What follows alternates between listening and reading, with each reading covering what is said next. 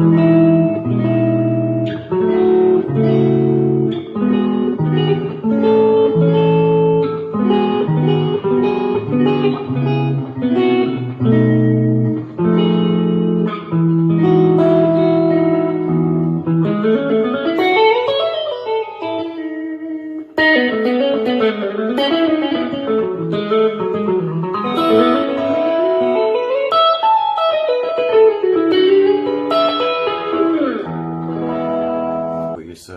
we're going to start on the first fret of the B string, and that first fret of the B string note is a C, and we're going to play through the C major scale.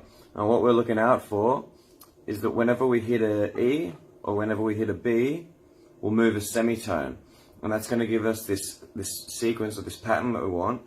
And the sequence has a sound, and that sound is the major scale. So we go.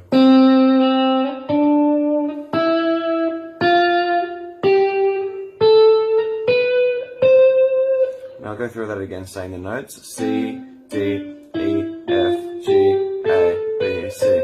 Now I'll go through that again, saying the sequence, the pattern of tones and semitones. So tone, tone, semitone between E and F, tone, tone, tone, semitone between B and C.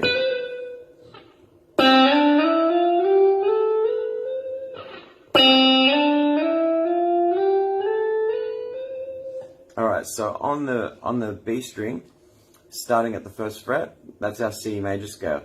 And that sound, that combination of tones and semitones, no matter where you start it from on the neck, you can start that sequence anywhere, it's going to sound like the major scale. Alright? And that's really what I want to delve into today, is the reason that we have sharps and flats and the reason that we have 12 different keys. Why do we need these sharps and flats? Why can't we just have white keys? Alright, so if you take that exact same sequence, let's play it on the E string this time. So without even thinking about what we're playing, it still sounds like a major scale, right?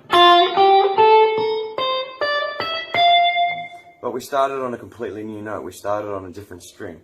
So what's happening there is the sharps and the flats are used to be able to start on different places within the guitar or within whatever instrument you're playing, but retain the same quality of sound, retain the tone-semitone pattern. So in this case, which I've tabbed out here, we're starting on F instead of C, and we're getting F, G, A, but there we're getting a B flat. The reason for the B flat is because we need to retain that tone-tone-semitone formula. If I do them both at the same time, you'll see what I mean.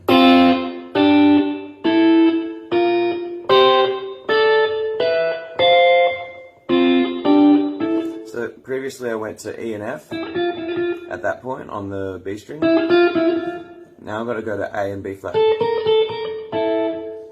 So A, B flat, C, D, E and F is up here now. Alright, now so the reason for doing that, this is what would happen if I didn't employ any sharps and flats and I just played C major scale starting from F. It doesn't sound right, it doesn't sound like a major scale. So we need to flatten that B in order to retain that tone-tone-semitone formula.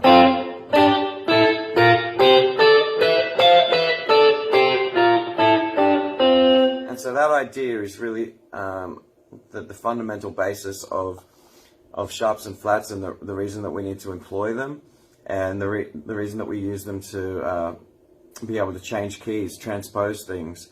You might be singing a song in C and it might be too low for you, so you need to transpose it up to F.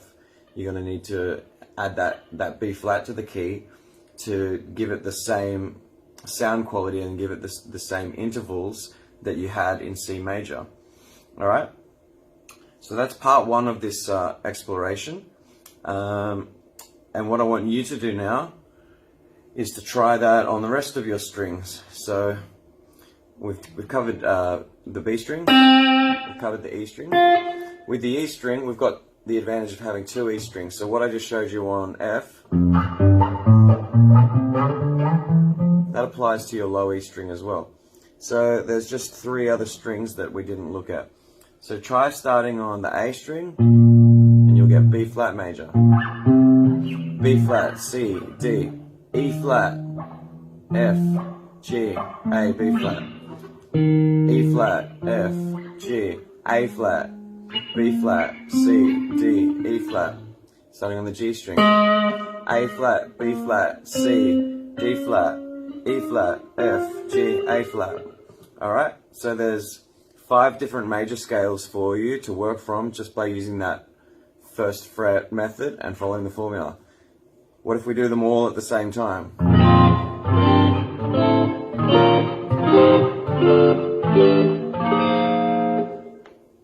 It sounds like something, right? I don't know what, but it gives you the idea of that, transferring that formula around. That's really what our major scales are all about. Alright, so part 2, it's just taking that same idea, and instead of starting on the first fret, we're just going to start on the open string, which just gives us a few more starting points to look at with the guitar. So I've tabbed out G major, which is starting on your open G string. Then we're going to go up 2 frets to the second fret, G, A, B. Now your semitone will be here on the between 4 and 5. G, A, B, C, D, E, F sharp, G.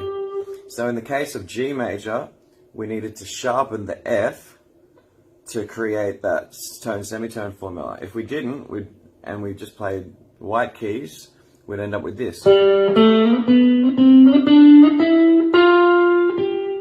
It doesn't sound major, does it? It's got that flattened 7th. It sounds Mixolydian. Okay, this is what we want.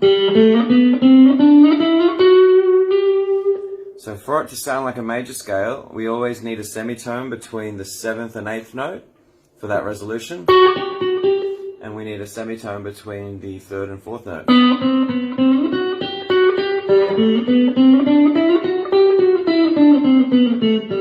Alright, so that's the open string major scale tabbed out here.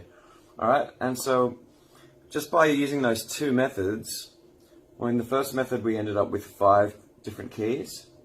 If we do the same thing with our opens, we're going to end up with 5 different keys as well, because we've got 5 different string names. Don't forget we've got 2 E's, so they count as 1 really. Alright, so we can apply that same open string formula to E major. Just playing both at the same time there. We can apply it to A major, open A. We can apply it to D major. G we already covered, we can apply it to B major. Alright, so from starting on the first fret, we've got 5 keys. Starting on the open strings, we've got 5 keys. That's 10. There's only 12 different keys, right? So the 2 that are left out are D flat and G flat.